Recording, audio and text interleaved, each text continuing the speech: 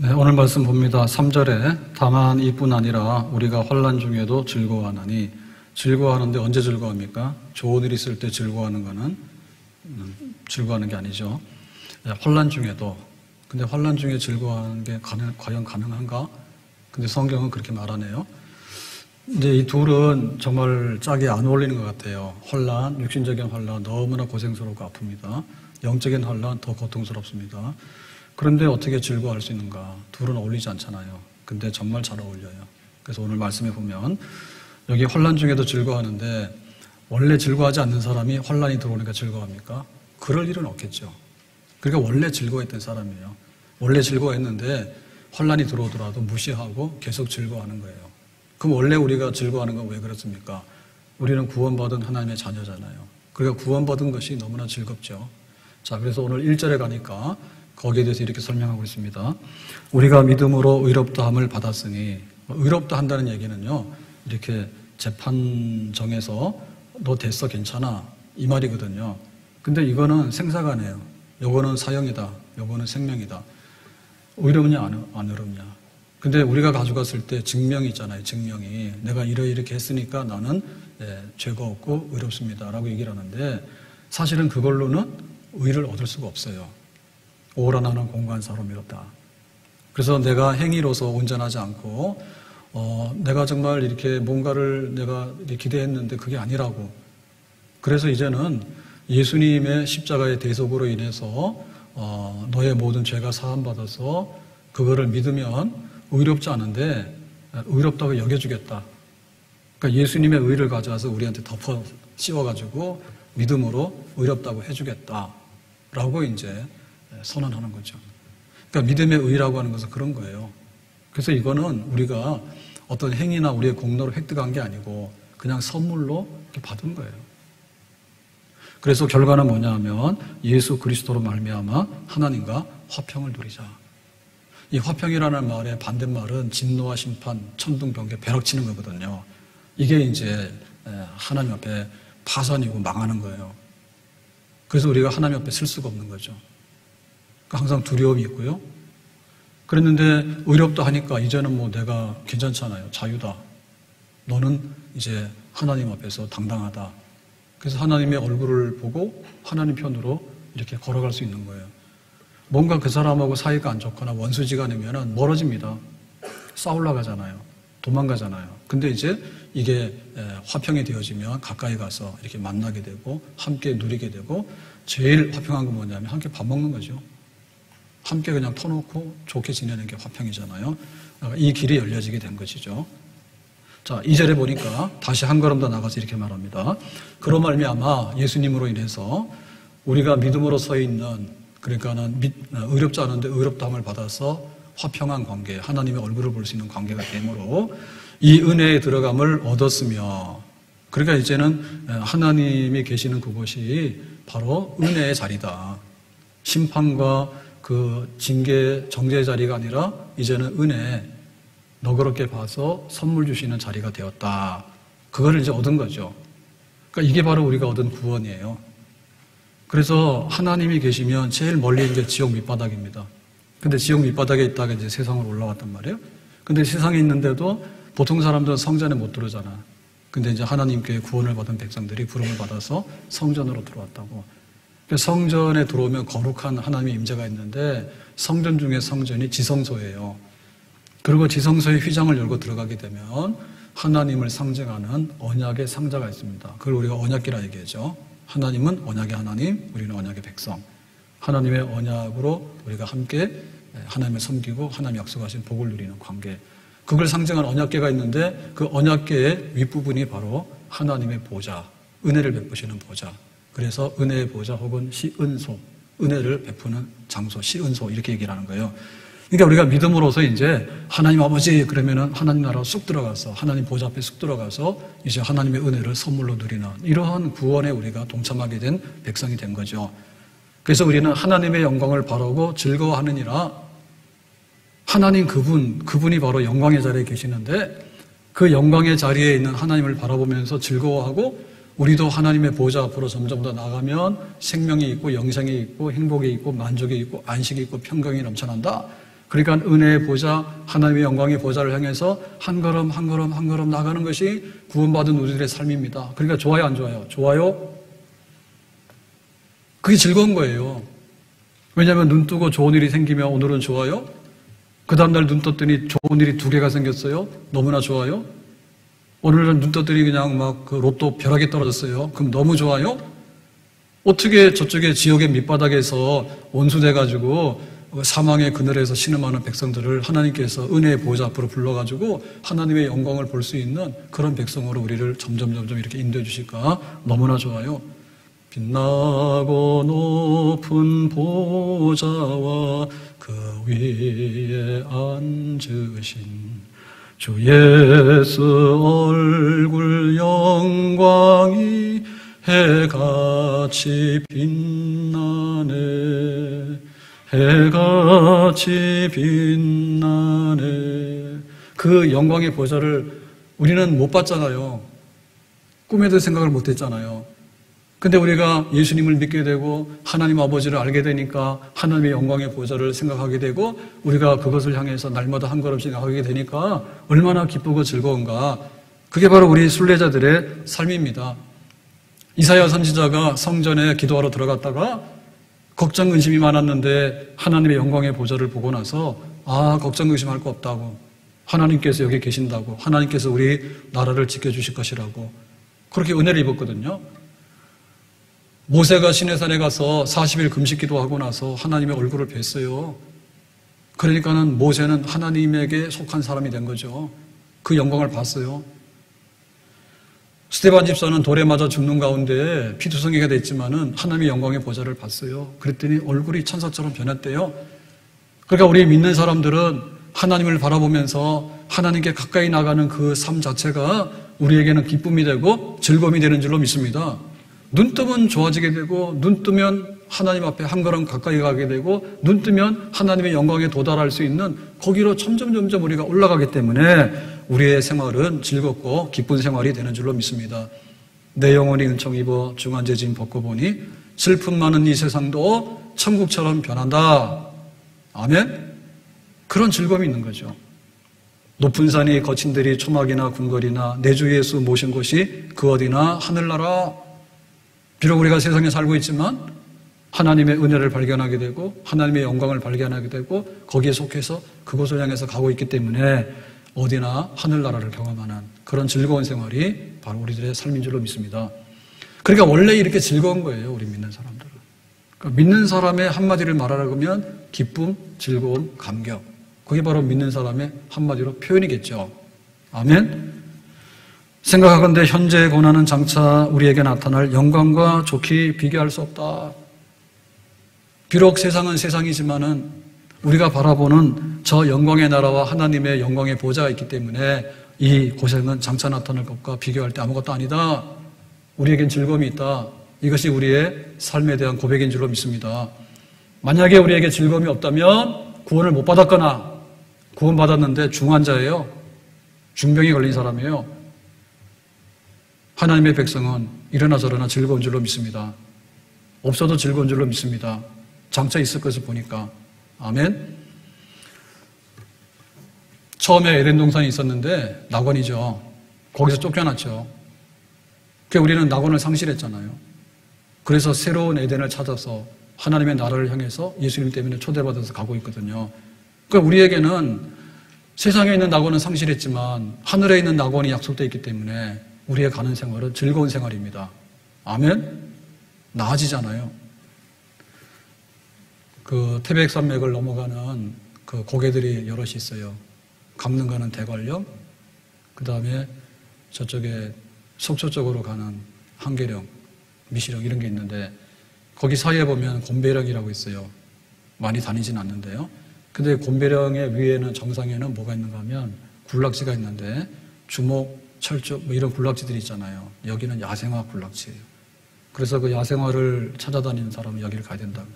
그래서 별명이 뭐냐면 거기는 천상의 화원이다. 그러니까는 그 야생화, 자연 야생화들이 무리를 지어서 살고 있다고. 그래가지고 정말 거기는 꽃들의 낙원이다. 그렇게 얘기를 하죠. 그러니까 우리가 천상의 낙원의 초대를 받았단 말이에요. 천상의 화원의 초대를 받았단 말이에요. 그래서 우리는 원래는 거기 못 갈 사람들인데 믿음으로 의롭다함 받아서 하나님과 화해가 이루어져 가지고 하나님의 은혜의 보좌 앞으로 지성소로 땅에 있는 이 성소에서 하늘에 있는 성소를 향해서 가고 있는 그런 백성이에요. 그걸 우리의 즐거움이 있는 거죠. 왜? 천상의 복락에 초대받은 백성이기 때문에. 아멘? 역시 3부구나. 2부 때는 좋아가지고 즐거움이 있었는데 3부 때는 그게 무슨 얘기냐. 마스크 벗을 수는 없고 그래도 그냥 표정 관리 좀 합시다. 너무나 좋아서 즐거워서. 자, 근데 문제는 뭐냐면 이렇게 즐거운 생활하고 있는데 불청객이 나타났어요. 딱 가로막는 거예요. 그게 뭐냐면 고난과 환난이에요. 자, 말씀 3절 가서 다시 보겠습니다. 우리가 환난 중에도 즐거워하느니. 그러니까 우리가 즐거워가지고 가는데 돌뿌리가 있어가지고 한번 넘어졌어. 그러면 다시 돌아서 거꾸로 갑니까? 아니라고요. 돌 치워버리고 가는 거예요. 우리가 좀 힘이 있어요. 그러면 오늘 내가 자고 났더니 그 다음날 되면 뭐예요? 좀 피곤하지만 또 벌떡 일어나서 나가는 거예요. 힘 있죠? 그게 바로 그냥 밀어가는 힘 있잖아요. 밀고 가는 힘이 추진력이 있잖아요. 그러니까 이 즐거움이 환난을 그냥 딛고 밟아서 가는 거예요. 아멘? 우리에게는 이런 힘이 있는 줄로 믿습니다. 왜냐하면 그 즐거움이 약간의 즐거움이거나 혹은 순간적인 즐거움이면 이 환난이 꽉 가로막으면 우리는 거기서 항복하고 주저앉거나 돌아서서 도망갈 수밖에 없어요. 근데 환난이 조그만 거예요. 우리 앞에 있는 영광이 너무 큰 거예요. 그리고 밟고 가는 거예요. 충분히 이길 수 있는 힘이 있는 줄로 믿습니다. 아멘? 공부하는 학생이 공부하다 머리 좀 아파. 그러면 아예 공부를 포기하고 그만둡니까? 아니죠. 바람 쐬고 와서 또 하면 되는 거죠. 운동하다 좀 피곤하면 아예 운동을 안 합니까? 좀 쉬었다가 다시 기력 회복해서 운동하면 됩니다. 아멘? 그렇게 해서 우리의 즐거운 길, 순리자의 길을 우리는 계속해서 가는 거예요. 그런데 하나님께서 그러면 그냥 평탄하게 길을 열어주셔서 즐겁게만 살지 환난이라고 하는 장애물이나 불청객이 왜 나타나도록 하냐 할 때 하나님께서 여기에 어마어마한 선물이 있고 비밀이 있기 때문에 이거를 허락하시는 겁니다. 자, 그게 뭔가 하면 환난은 인내를 4절에 보니까 인내는 연단은 소망을 이루는 줄 알미라 그랬죠. 그러니까 이 환난을 통해 가지고 소망까지 쭉 이어지는 하나의 그 과정이 펼쳐지는 거예요. 그러니까 이 환난이 없으면은 인내도 없고 인내가 없으면 연단이 없고 연단이 없으면 소망이 없는 거죠. 그래서 이 환난은 정말 좀 우리에게는 환영되지 않는 참 많은 이렇게 손해나 어떤 아픔을 이런 거를 끼치는 건 맞지만 근데 이것이 우리에게 가져다주는 그 아주 비밀스러운 축복의 역사가 있다 그 말입니다. 그래서 우리에게 찾아오는 이 환난과 이 즐거움은 어울리지 않는 것 같은데 어울린다 그 얘기예요. 그래서 이 환난을 우리가 평가할 때 굉장히 좋게 평가해야 될 부분이 있다 그 말입니다. 평가라고 하는 건 여러 가지 있는 거예요. 자동차를 가져왔는데 너무나 겉에 보니까 멀쩡한 거예요. 좋아라 했어요. 그랬더니 차를 운전해 보니까 엔진이 삭았어. 그러면 그 차 못 쓰는 거예요. 너무너무 이렇게 새 차를 안에가 더러운 거예요. 근데 알고 봤더니 이 차 완전 새 차인 거예요. 그래서 겉에 있는 평가하고 속에 있는 평가는 엄연히 다를 수 있어요. 우리가 사람을 사귈 때는 처음에는 인상을 가져봐요. 근데 살다 보면요, 인상 좋은 사람이 반드시 좋은 사람은 아니에요. 처음에는 참 이렇게 호감이 안 가지만 알고 봤더니 굉장히 이 사람이 진국이야. 그래서 어느 장로님 이름이 오진국입니다. 자기를 소개할 때 오진국이다 이러더라고요. 속에 있는 게 문제라니까요. 우리가 양으로 승부할래, 질로 승부할래 할 때 싸구려는 양으로 하면 됩니다. 어차피 한 번 쓰고 버릴 것 같으면 많이 좀 좋죠. 근데 굉장히 소중하고 보배로운 것들은요, 어떻게 금덩어리를 양으로 승부합니까? 다이아몬드를 어떻게 양으로 승부합니까? 질로 승부하는 거예요. 그러니까는 이 환난은 우리에게 매우 유익한 거고 필수 불가결의 하나의 그 보배로운 것이다라고 성경은 말하고 있는 거예요. 그래서 환난하고 즐거워하는 거하고 환난하고 구원받는 거하고 환난하고 믿는 거하고가 어울리는 게 아니라 너무나 잘 어울려서 이거는 뗄래야 뗄 수가 없는 관계가 된다. 욥이 갑절의 복을 받았습니다. 원래 부자였거든요. 동방에서 제일 가는 부자예요. 근데 2배로 부자가 됐대. 어마어마하게 부자가 됐대. 비결이 뭡니까? 환난. 자식 10명이 죽어서 2배로 받았고 재산을 다 잃었기 때문에 2배로 다시 회복했고 건강을 잃었기 때문에 2배로 회복한 거예요. 그 환난을 통해서 내가 정금같이 나옵니다 한 결과가 2배의 축복. 귀로만 듣던 하나님을 눈으로 보는 것처럼 정말로 신령한 은혜의 그런 자리에 도달하게 된 거죠. 뭐 때문에요? 고난과 환난 때문에 그랬던 거예요. 야곱이 이스라엘이 되죠. 근데 야곱이 이스라엘로 되는데 어떻게 이게 사람이 변했습니까? 130년 동안의 험악한 세월이라고 하는 환난의 기간이 이스라엘이라고 하는 새로운 성품을 빚어낸 거예요. 그러니까 야곱이 그냥 편안하게 오늘도 배부르고 내일도 배부르고 그랬으면 빈둥빈둥 하다가 이 사람은 진짜 이스라엘 안 됩니다. 근데 야곱에게 고난과 환난의 날이 왔기 때문에 야곱을 벗어버리고 이스라엘이 될 수 있는, 오히려 유익할 수 있는 그런 마지막에 복을 누리게 된 거죠. 로마서 8장 17절에 말합니다. 그리스도와 함께 한 상 속자니 우리가 그와 함께 영광을 받기 위하여 뭐도 받는다고요? 고난도 함께 받는다. 영광하고 고난하고는 짝이네요. 영광이 있으려면 고난이 있어야 되고 고난이 있으면 뒤에는 영광이 있다. 십자가는 고난이죠. 그런데 십자가 뒤는 영광이죠. 십자가 지는 것은 영광스러운 사건의 전조예요. 그러니까 고난과 환난은 장차 나타날 영광과 뗄래야 뗄 수 없는 거죠. 그래서 우리가 어떻게 정말 이게 환난을 받아들일 건가 하는데, 이 환난이야말로 우리에게 그 구원받은 즐거움을 더할 뿐만 아니라 구원의 마지막에까지 도달할 수 있는, 결승점에까지 도달할 수 있는 하나의 키가 된다. 이게 열쇠가 된다. 그렇게 보는 거죠. 우리 믿음의 사람들을 보면요, 칼빈 같은 경우에는 종합병원이라는 별명이 있었어요. 그리고 유명했던 설교자, 목회자인 스펄전 같은 경우에도 통풍이라고 하는 병이 있었는데요. 그 당시에 통풍은요, 이 통증을 잘 제어하기가 어려웠어요. 지금은 나름대로 치료를 하잖아요. 얼마나 고통스러운지 몰라. 그러니까 믿음의 거인들은요, 환난과 고난을 먹고서 믿음의 거인이 된 거예요. 바울 된 것은요, 하나님 앞에 어떤 그 큰 은혜를 받은 면도 있지만, 바울이 셋째 하늘도 받잖아요. 그러니까 그런 신비로운 은혜를 받은 것도 있지만, 바울은 남들보다도 건강이 안 좋았어요. 전혀 평균치에 미치지 못했어요. 그래서 나는 내 몸에 뭘 가지고 있다고요? 사탄의 가시를 가지고 산다라고 얘기했다고. 너무나 아파. 근데 그거로 인해 가지고 바울은 더 겸손할 수가 있었고, 그걸로 인해 가지고 하나님의 능력과 은혜가 바울 속에 머무를 수가 있었어요. 우리가 은혜를 받는데 금방 쏟아버리거든요. 은혜 재충전이 돼야 되잖아요. 재충전이 되는 뭐냐? 바울이 너무나 몸이 안 좋기 때문에 하나님께 매달리니까 거기에 능력이 자꾸만 이렇게 머무르게 되니까 항상 능력 있는 사람이 되는 거죠. 보통 사람들은 안 그래요. 잘 나갈 땐 잘 나가는데 금방 탕진해버려가지고 그다음부터는 능력이 상실되는 경우가 많아. 근데 그렇지 않았다는 거죠. 자, 그래서 이 환난과 이 즐거움이라고 하는 것은, 영광이라고 하는 것은 뗄래야 뗄 수가 없는데, 그러면 구체적으로 이 환난이 어떻게 좋은 결과를 가져오는가에 대해서, 환난은 인내를 만들어내고, 인내는 연단을 만들어내고, 연단은 소망을 만들어낸다 그랬어요. 그래서 마지막 끝을 가야 됩니다. 환난의 끝은 소망이다.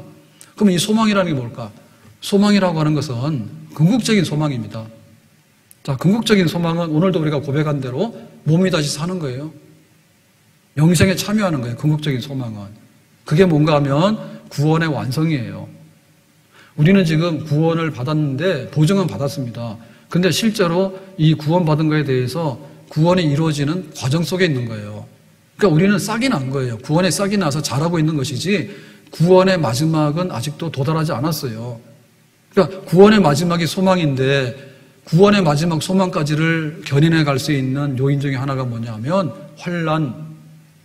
반대말을 말씀하면 환난이 빠지면은 구원의 마지막까지 도달하는데 오히려 불리하고 안 될 수도 있다 얘기죠. 역설적인 거예요. 그래서 그걸 설명합니다. 자, 환난이 오면 뭐가 됩니까? 환난이 오면 무슨 인내가 생겨요. 그래서 위기의식이 딱 생겨가지고 내가 이거 위태롭구나. 안전해야 되겠는데? 내가 지금 죽을 것 같다. 내가 살아야 되겠는데? 내가 지금 막 졸고 있는 거예요. 잠 깨야 되겠는데? 환난이 와서 딱 치잖아요. 그러면 힘이 딱 들어가서 긴장을 해가지고요. 정신이 바짝 나는 거예요. 그래서 내가 견뎌야 되겠는데 이런 거죠. 자, 우리가 구원을 받았는데 우리의 구원받은 게 너무 시시한 거예요. 그러면 힘들면 이거 어떻게 됩니까? 그냥 버리면 되죠. 예, 쓰레기는 그냥 아낌없이 버리면 됩니다.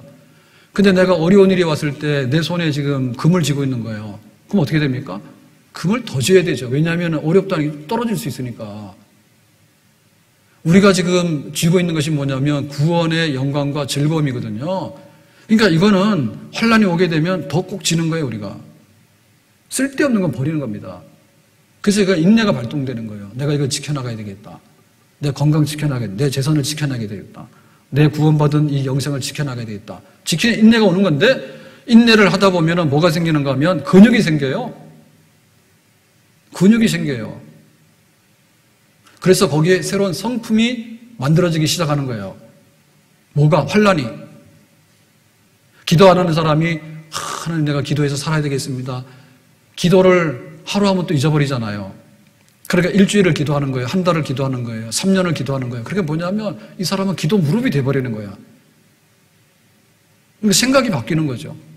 야곱은 굉장히 교활한 사람이에요. 형 배고파? 그러면 팥죽 한 그릇 먹고 장자권 내나? 이래가지고 얼렁뚱땅하는 사람이었거든요. 나중에 분리하면 사기치고 거짓말하고 도망간 사람이었어요. 근데 이제 그런 환란을 통해서 야곱이 이거 안 되겠구나. 그거를 계속해서 깨닫는 거죠. 왜? 자기가 사기당해 봤거든. 야곱은 결혼하는데 14년 동안 무임으로 노동했어요. 원래 약속은 7년이었는데 장인이 번복하는 바람에 14년이 돼버린 거예요. 그러니까 그 야곱이 그걸 통해서 속이는 거 안 되겠네. 그리고 내가 하나님께로 돌아가야 되는데 하나님께 돌아가기 위해서는 정말 내가 그 하나님을 향한 열정이 더 많아야 되겠네. 야복나루도 건너가게 되고. 그러니까 그런 사건을 통해서 점점 뭐냐면 속에 있는 이 껍질이 벗겨지면서 알맹이가 되는 거죠. 그 연단 받는 거예요. 우리가 금을 이렇게 딱 가져올 때 땅을 파면 금이 나오는 건 아니죠. 금을 함유하고 있는 돌이 나오는 거죠. 그죠? 그러면 그걸 가지고 이제 녹여가지고는 이제 순금을 만들어내잖아요. 7번 재련해가지고. 그럼 연단이죠. 그러니까 환란이 오면 인내가 오고 인내가 오게 되면 연단 받아가지고 점점 성분이 좋아지게 되는 거예요. 그래서 이 인내의 결말은 뭐냐면 마지막에 소망에 도달하게 된다. 구원의 궁극에 도달하게 된다. 거기까지를 인도하게 된다는 얘기죠. 이게 잘 눈에 안 보이거든요. 눈에 안 보이기 때문에 이거를 우리가 믿음으로 받아들이고 이해를 해야 되는 거예요. 자, 예를 들면 이런 겁니다. 지금 고구마가 굉장히 비싸죠. 옛날에 없는 사람이 고구마 먹었는데 지금은 잘 사는 사람이 고구마를 먹어요. 그 고구마 어디 있어요? 여기 고구마 땅 속에 들어있어요. 눈에 보여요, 안 보여요? 안 보이죠. 근데 눈에 보이는 건 좀 쉽거든요. 근데 그것도 쉬운 건 아니에요. 배꽃이 피었다. 근데 가을 되면은 이제 배가 이만한 게 달린다. 잘 상상을 못 합니다. 그런데 꽃이 떨어지면 이제 열매가 달리기 시작하고 열매가 커가기 시작하면 이거는 눈에 보이잖아요. 그 과정이 쭉 보이잖아요. 근데 땅 속에서 이루어진 사건 우리 눈에 안 보여요. 그냥 우리가 볼 수 있는 건 뭐냐면 고구마 잎, 고구마 이렇게 줄기, 넝쿨 이런 게 보입니다. 그래서 나중에 쭉 따라가서 보면은 땅 속에 들어가 있잖아요. 땅을 파잖아요. 고구마 농사는 안 지어봤는데 시골에서 감자, 고구마 캐는 거 봤어요. 그러니까 땅을 막 해집고 막 가면은 이제 고구마가 이렇게 나오잖아요. 그러니까 가보면은 생각지도 못한 고구마, 큰 고구마들이 막 이렇게 땅 속에 들어있다니까요. 그게 바로 열매죠. 그러니까 눈에 안 보이니까 그 농사를 이해를 못 하는 거예요. 근데 거기에 익숙한 사람은요, 이거는 아주 식은죽 먹기예요. 고구마를 심어서 잎이 나고 줄기가 나와서 막 무성하게 되면 나중에 가서 보면 이 뿌리 안에 이 고구마가 주렁주렁 들어있다. 너무 아는 거예요. 그래서 말씀 그대로인 거예요. 환란은 인내를 만들어내고 인내는 연단을 만들어내고 연단은 소망을 만들어서 우리가 그토록 바랐던 하나님의 은혜의 보좌 앞에 하나님의 얼굴을 대면하는 그 자리에 영생하는 자리에 몸이 다시 사는 자리에 거기에 이르게 되는 데까지 싹 들어가게 된다. 뭐 때문에 시발점은 이 환란이라고 하는 것이 그 촉매의 역할을 하는 거죠. 그 과정인 거예요. 그래서 이 환란 자체는요, 목적이 아니에요.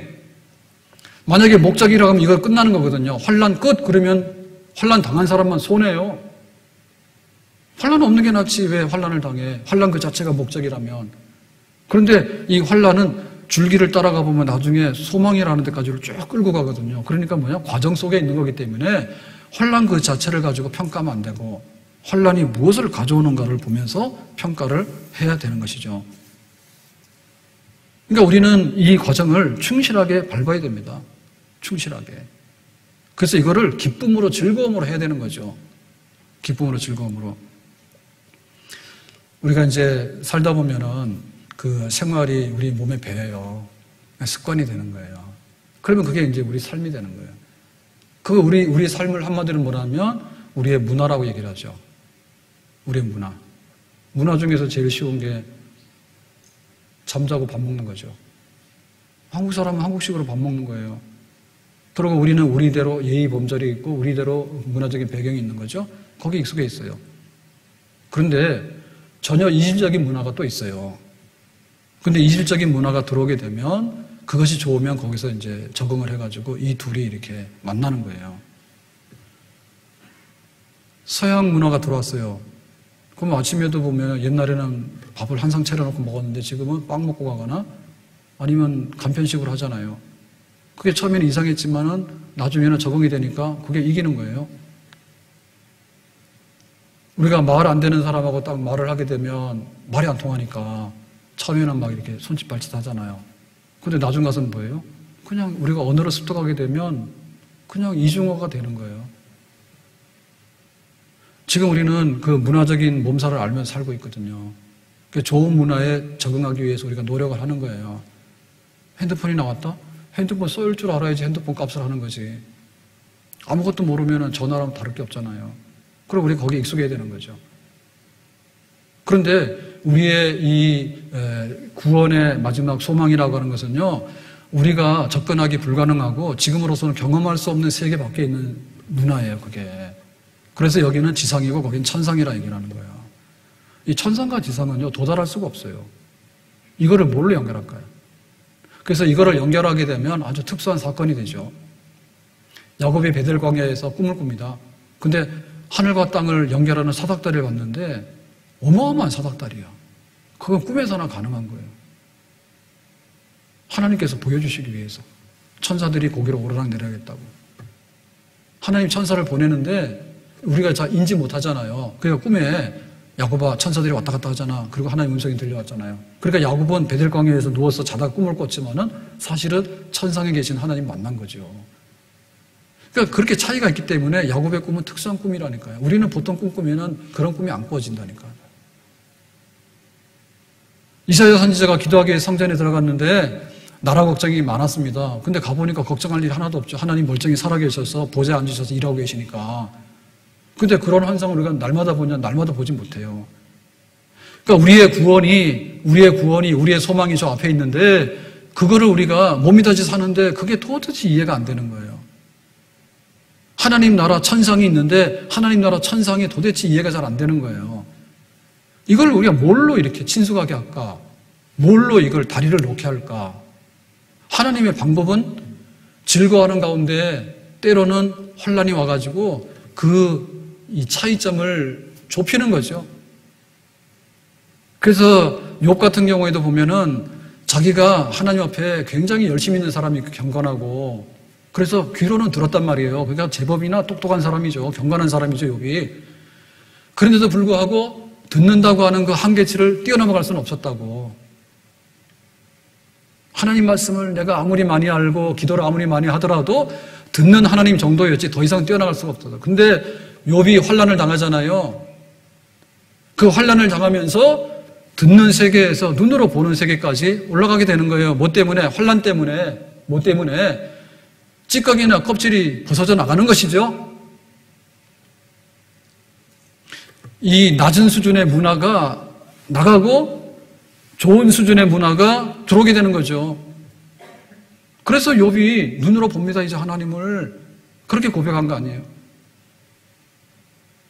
그러니까 우리에게도 그런 일들이 지금 벌어지고 있는 거예요. 뭘 통해서요? 환란을 통해서요. 환란을 통해서 야곱이 이스라엘 되는 것이고 욥이 진짜 욥이 되는 겁니다. 이게 바로 축복의 사건이에요. 즐거운데 환란이 있는데 어떻게 이 둘이 맞느냐 할 때 맞다니까요. 우리가 결혼을 하게 되면요, 둘이서 같이 살아야 되기 때문에 동질성을 우선시해요. 비슷해야 되는 거예요. 그래야지 편하잖아요. 익숙하고요. 근데 뭐냐면 가장 이상적인 결혼은 동질성만 있는 게 아니라 이질성이 있어야 됩니다. 자기의 약점을 보완할 수 있는 요소를 받아들이는 것이 또한 둘이 하나가 될 때 장점이에요. 그래서 결혼하는 거예요. 약간 다른 사람하고 해야 돼요. 똑같은 사람하고 하면요, 사는 게 재미가 없어요. 발전이 안 돼요. 그래서 키 큰 사람하고 키 작은 사람이 있는데 하나는 키다리고 하나는 난장입니다. 키다리 가만 놔두면 이 사람은 정상에서 벗어난 사람이고 난장이를 갖다 놓으면 이 사람도 정상에서 모자라는 사람인 거예요. 근데 둘이 짝을 지을 때 둘이서 딱 만나서 키 큰 사람이랑 키 작은 사람이 같이 살아라고 하면 이건 또 환상의 커플이 될 수 있는 거예요. 그렇죠? 우리가 눈이 있고 귀가 있어야 되잖아요. 근데 만약에 내가 눈 빠졌다 혹은 나는 귀가 먹었다 하면 어떻게 됩니까? 눈 빠진 사람 혼자 세워놓으면 살아가기 어려워. 귀 먹은 사람이 혼자 살아가기 어려워. 그런데 이 둘이 합쳐놓으면요, 도움이 되는 거예요. 눈 못 보는 거는 눈 보는 사람이 말해주면 되는 거고, 못 듣는 거는 듣는 사람이 말해주면 되는 거예요. 그래서 하나님께서는 이런 방식으로 이렇게 끌어가는 거예요. 우리가 궁극적으로 도달하고자 하는 것은 뭐냐면 소망 중에 소망이에요. 우리 구원의 마지막 잔치하는 자리에까지 가는 것이 최고예요. 오늘 소망이라고 하는 것은요, 제일 싸구려 소망은 뭐냐면 밥 먹는 겁니다. 밥만 먹고 숟가락 놓고 나면 그때부터 설거지하기 싫은 거예요. 그 소망이 사라졌기 때문에. 우리가 소망이 있습니다. 1년 동안 기다렸습니다. 아니면 10년 동안 기다린 소망이 있습니다. 이루어지면은 굉장히 기분이 좋죠. 그거는 10년짜리로 이미 유효기간이 끝난 거예요. 상당히 가는 누리지만은 그걸로 영원히 가는 건 아닙니다. 미인이 반명이라고. 차라리 미인이 안 됐으면 오래 살 건데 내가 미인 되고 싶어요. 이래가지고 막 했더니 뜯어 고쳤더니 나중에 심각한 부작용이 일어났어. 그때는 좋았는데 내가 막 고시학교 가는 거예요. 좋아라 했더니 그것 때문에 인생이 망하는 경우도 허다하게 많아요. 그러니까 그 소원이 이루어지고 우리의 소망이 이루어짐이 유효기간이 오래 못 가서 빛을 발해버린단 말이에요. 그래서 진짜 소망이, 우리의 구원의 마지막 소망이 이루어지는 데까지 가는 것이 궁극적인 거거든요. 거기에 도달하는데 환난과 인내와 연단과 그 다음에 소망에 이르는 것은 우리가 가야 되는 정상적인 길이다 그 말입니다. 그러면 우리 앞에 있는 이 소망의 실체가 뭐냐라고 할 때 요한계시록 21장에 보면 좀 더 상세하게 설명하고 있습니다. 자, 1절에 보니까 내가 새 하늘과 새 땅을 보니 그랬죠. 우리는 하늘과 땅 아래서 살아가면서 우리의 삶을 꾸려나가요.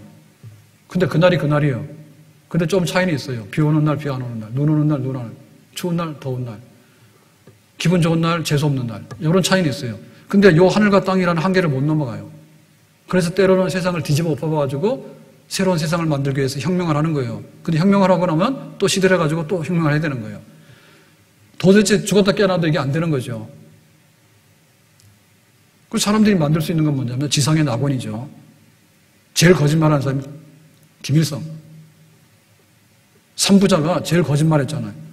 낙원 만든다 했는데 아주 지상의 지옥을 만들어놨죠. 그래도 아직도 지금 멀쩡하잖아요. 그러니까 하나님께서 만드는 새 하늘과 새 땅, 원래 이 하늘과 땅도 누구만이 만들 수 있냐면 하나님만이 만들 수 있는 거예요. 근데 인간이 망쳐버렸잖아요. 그래 인간들이 그걸 이렇게 막 만들려 하는데 안 되잖아요. 그러니까 하나님께서 내가 아주 새롭게 해버릴게. 그게 바로 우리의 소망이죠. 새 하늘과 새 땅, 새로운 세상. 아침에 일어나면 오늘 재수 좋은 일이 없을까? 우리 찾잖아요. 뉴스를 찾잖아요. 오늘 좀 좋은 소식 없을까? 찾잖아요. 그래서 새 하늘과 새 땅이 임한다는데 왜 싫어요? 좋지요.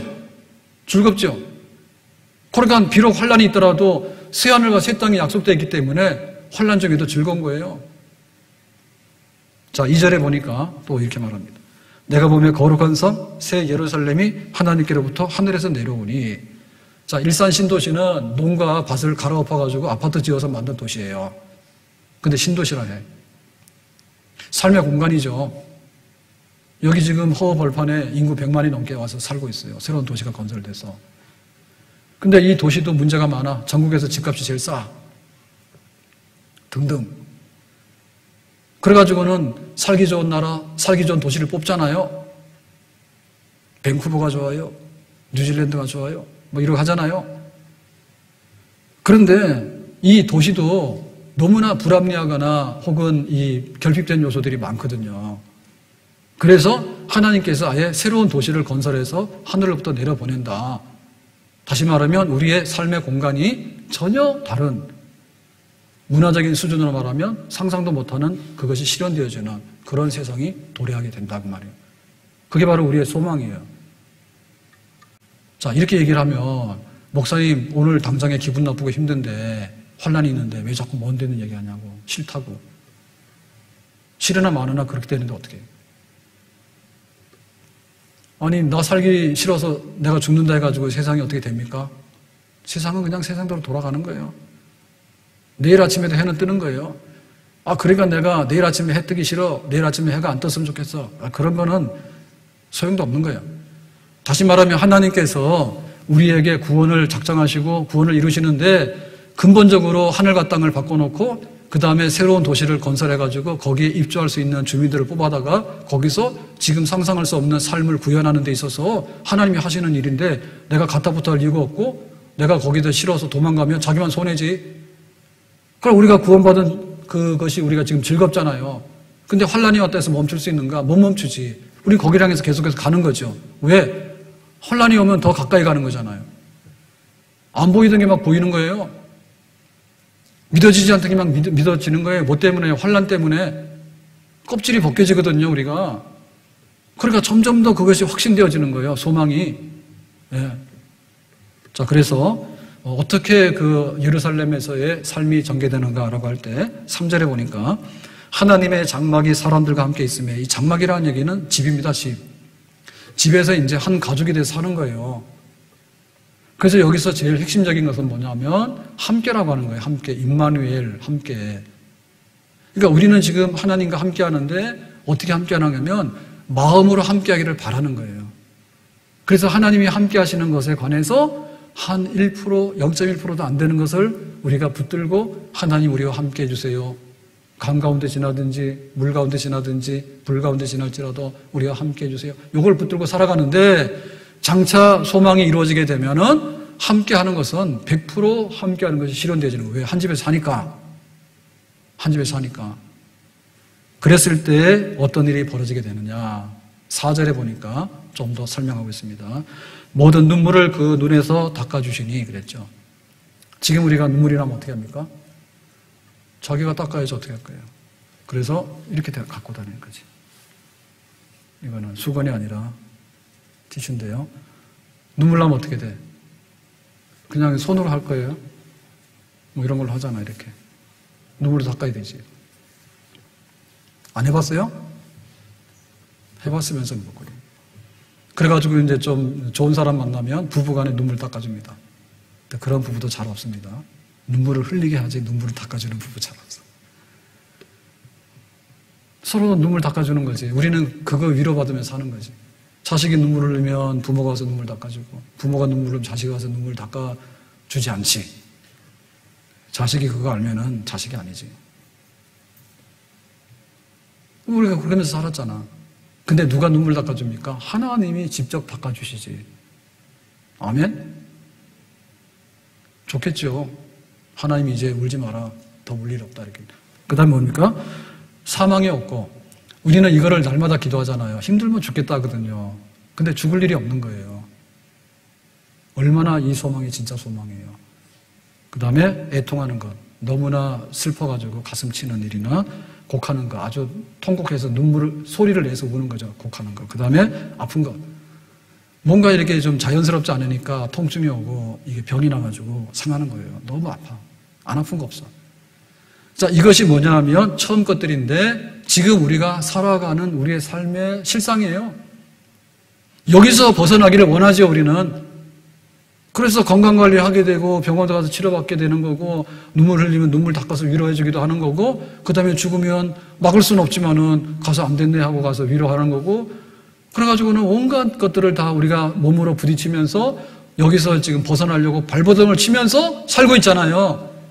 근데 뜻밖에도 하나님께서 우리를 선택하셔가지고 나의 의는 없지만은 예수님의 의를 덮어 씌워가지고 죄 없다고 하시더니 하나님과 화평해서 일로 와라 하더니 그 다음에 하나님의 은혜의 보좌 앞으로 우리를 불러가지고 마침내 영원한 하나님의 그 구원이 이루어지는 마지막 영광의 자리에 우리를 초대해서 지금 가고 있는데 이렇게 가다가는 중간에 낙오되거나 혹은 부스러기 되거나 혹은 아주 그냥 거지같이 되기 쉬우니까 이제 환난이라고 하는 약을 써가지고 이 환난을 통해서 인내심을 그 다음에 연단을 그 다음에 이 소망의 실체에 뚜렷한 것을 손에 잡고 갈 수 있도록 해가지고 여기에 마침내 동참하게 할 것이다.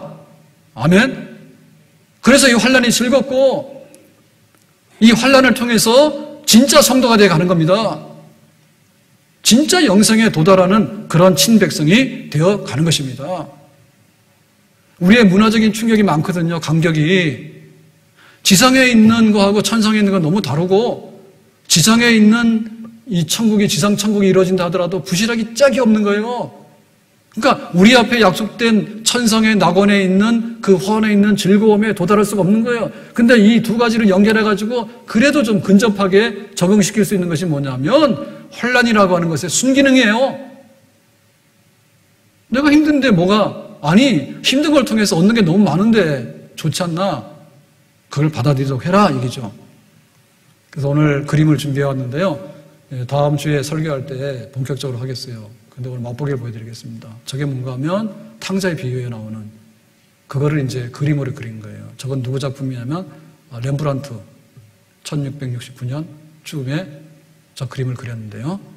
저기 보면은 이제 앉아있는 아들, 그 다음에 그 아버지가 이제 아들을 이렇게 손으로 품어서 이렇게 영접하는. 말하자면 저 아버지는 하나님이고 저 아들은 우리들이다. 이런 얘기인데. 근데 저 아들 보면 이제 꼴이 마리안이잖아요. 그죠? 탕자잖아요. 제가 탕자예요. 꼴이 마리안인데 만약에 아들이 양복을 입고 자수성가했어. 아버지 나왔어요. 그러면은 저기 무릎 꿇을까요? 안 꿇겠지. 아버지 무릎 꿇어 이럴 거 아니에요. 내 잘난 맛에. 근데 저렇게 무릎을 팍 꿇고 이렇게 하는 건 뭐냐면 내가 탕자고 내가 잘못했어요 라고 하니까 저렇게 진심으로 무릎을 꿇겠죠. 네? 저지른 게 많단 말이에요.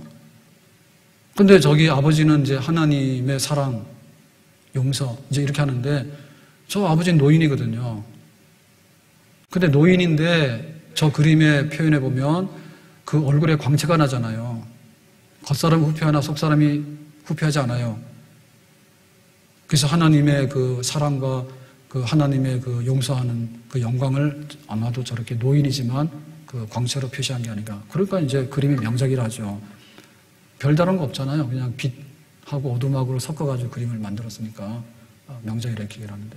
그러니까 저게 우리가 볼 때 저 고생 덩어리거든요. 탕자짓 하니까 가서 얼마나 고생을 했겠어. 배고프고. 그러면 이렇게 무릎 꿇고 아버지 앞에 와서 용서받으니까 그 용서가 달콤한 거지. 그 사랑이 뭐예요? 진짜 사랑인 거죠. 우리가 우리의 삶 속에서 구원받아서 즐겁게 가는 중에 다가오는 이 환난과 고생이라는 것도 그 하나님의 그 소망의 나라에 하나님께서 우리에게 약속하신 구원의 그 영광의 핵심에 도달할 때 비로소 이 환난이 얼마나 가치가 있는가를 알게 될 것이다 그 말이죠. 아멘. 그림은 다음 주에 보겠어요. 그만하세요. 저를 보여주세요. 네, 잘생긴 아들이 나왔습니다. 저는 그런 생각을 해요. 교회 목회를 95년부터 우리 교회를 했는데요. 그러면 꽤 오래도록 했잖아요. 근데 하면 할수록 예를 들면 표현할 때 내가 부족해요. 내 탓이에요. 그거를 요즘에 많이 해요. 옛날에는 별로 그렇게 안 한 것 같아요. 그래서 성도들에게 하고 싶은 말 두 말 해라 그러면 내가 부족했어요. 그 말하고 또 한마디는 성도들에게 감사해요. 철들었죠. 내가 부족해요. 잘못했어요. 그러니까는 그래 그럴 줄 알아서 그러면서 아까 막 노려보더라고요. 그거 왜 그럴까? 내가 해보니까 그런 거예요. 해보니까 그런 거예요. 내가 부족하다고 하는 것을 가면 갈수록 많이 느끼죠. 그 다음에 우리 성도들이 하나님을 섬기고 교회를 섬겨주니까 감사한 일이지. 그냥 갈수록 감사가 더 많이 이렇게 느껴지고, 그 다음에 나는 참 더 부족한 것이 많이 느껴지고 그러더라고. 그게 좋은 거 아니에요? 이게 왜 됐을까? 늙어서 그렇지 왜 그래요? 늙어서 그렇지 왜 그래요? 늙으면서, 나이 들면서 뭘 경험했을까? 살면서 그걸 경험한 것이 뭐예요? 살면서 경험한 것이 있을까? 대부분 나 개인이나 혹은 가정에서 살아가면서 내가 경험을 했겠죠. 별거 아니라고. 그래서 저 아버지가 되는 거 아니에요.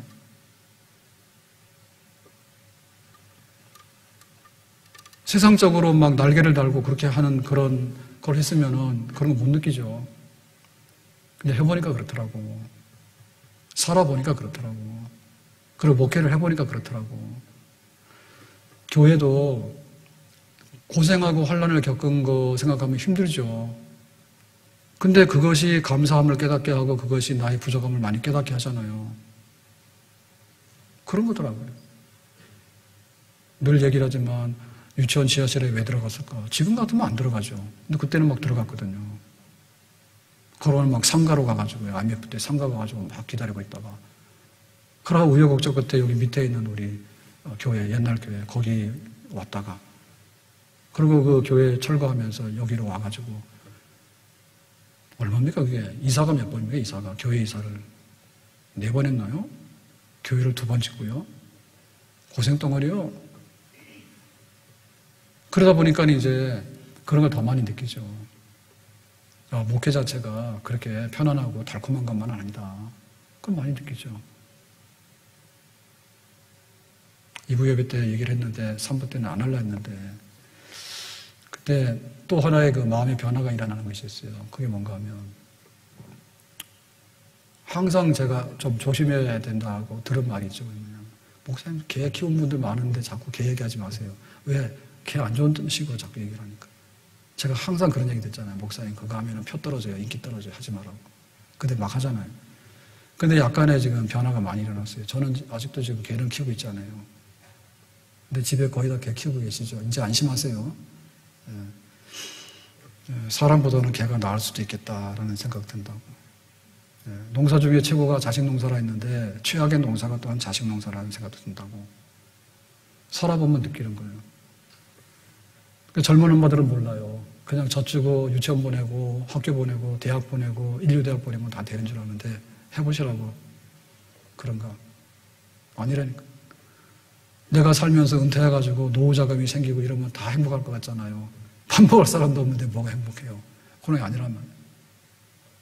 그러니까 결국에는 우리가 어떻게 마지막에까지 도달하는가에 있어서 이 환란의 긍정적인 요소들을 우리가 깨닫는 것이 나에게 좋고요. 하나님께서는 그렇게 필요하기 때문에 그것도 허락하신 줄로 믿습니다. 오늘 얘기는 그 얘기를 하고 싶었던 거예요. 지금 우리가 겪고 있는 환란과 고생이 많죠. 그거 우리가 뭐 말할 거 없어요. 근데 그것을 이겨나갈 수 있는 즐거움이 있냐고 그래요. 그리고 그 환란 속에 즐거움을 가지고 살아가는 데 있어서 도대체 이 환란은 도대체 우리에게 무슨 보약이 되고 무슨 순기능이 있는가 그 얘기예요. 그래서 어떠한 환란과 고난 가운데도 주저앉거나 뒤로 돌아서지 말고 우리 앞에 있는 소망, 궁극적인 소망, 그거는 내가 부정한다 해서 그것이 안 이루어지는 게 아닙니다. 내일이면 좋은 소망이 오는데 오늘 죽어버리겠다 죽으면 그 사람은 불행한 거예요. 그럴 필요가 없어요. 하나님께서 우리를 선택해서 구원받아서 구원의 영광의 자리에 이르게 하는 백성을 삼았기 때문에 내가 세상에 좀 실패한다라도 그것이 안 이루어지는 게 아닙니다. 내가 세상에서 좀 성공한다 하더라도 그 구원의 영광스러운 미래가 없어지는 건 아닙니다. 사람이 가지고 있는 영광은요 잠깐이에요. 풀의 꽃과 같다 했거든요. 아무것도 아니에요. 우리 연세 많으신 한남 5세 어르신들도 젊을 때는 다 쌩쌩하고 이뻤어. 청년들 까불지 마라. 다 똑같을 거예요. 그래서 우리의 가는 길에 정말로 마지막 소망을 붙들고 그날에 도달하는 그날까지 우리에게 주어진 삶의 최선을 다하는데 즐거움으로 하자. 때로는 불청객이 오더라도 환난조차도 즐거움으로 하자. 그래서 교회가 견뎌내고 영광스러운 자리에 한 사람도 낙오 없이 들어가자. 오늘 이 말씀인데요. 우리 교회 성도들이 다 그렇게 되기를 예수님의 이름으로 축복합니다. 기도합니다. 오늘 주신 말씀과 같이 우리에게 평탄한 길 열어주시면 더 감사하겠고, 때로는 혼란이 온다 할지라도 구원받은 즐거움, 마지막 소망에 대한 표대를 붙들고 혼란 중에도 인내하고 연단받아서 소망에 도달하는데 한 사람도 나고자 없도록 우리의 신앙을 인도해 주시고 우리의 삶을 인도하여 주시기를 바랍니다. 예수님의 이름으로 기도합나이다. 아멘. 다 일어나